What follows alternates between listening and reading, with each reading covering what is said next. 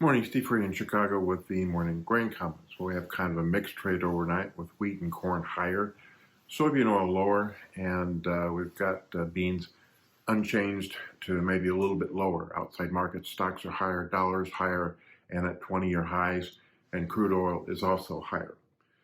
Over in the grains, I think that in watching Malaysian palm oil futures trade sharply lower overnight, it's probably triggering a little profit taking in the soybean oil market.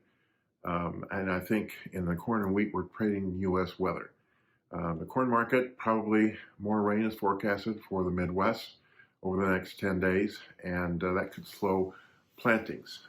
In the wheat, kind of a mixed bag in that rains in the northern plains and Canada is probably going to slow plantings there of the spring wheat crop. And then that kind of offsets a little bit of the Canada estimate of higher wheat acres versus last year. Also, in the wheat, we see some rains down in the southern plains. The European model has some showers in the southwest corner where it's the driest, whereas the American model is drier than it was yesterday in that area. But rains in central Kansas and central Oklahoma will probably help crops there, although we expect on Monday the USDA to lower the hard red winter wheat crop ratings.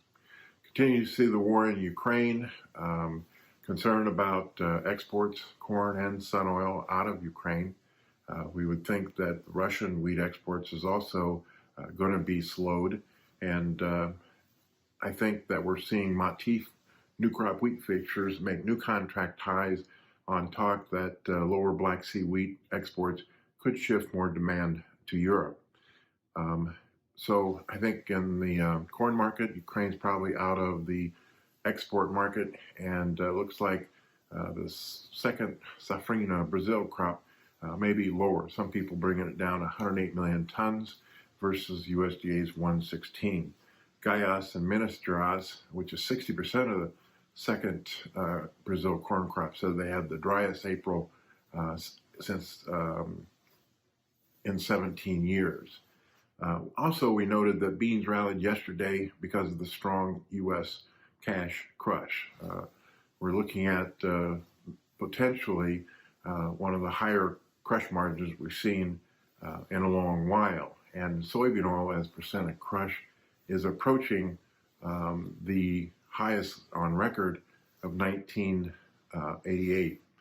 So we'll be watching all that pretty close and see if the higher crush demand and the fact that Brazil is out of the market for exports August 1st is going to help bean demand. So basically, we're looking at $17 beans, 85 cents soybean oil, new crop, new contract highs in corn, and we're not rationing demand.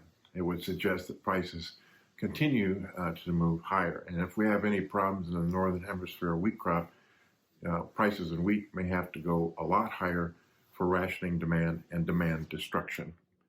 As always, these are my thoughts and not those of ADM Investor Services. Have a safe and profitable trading day. And remember, always treat people like you yourself would like to be treated.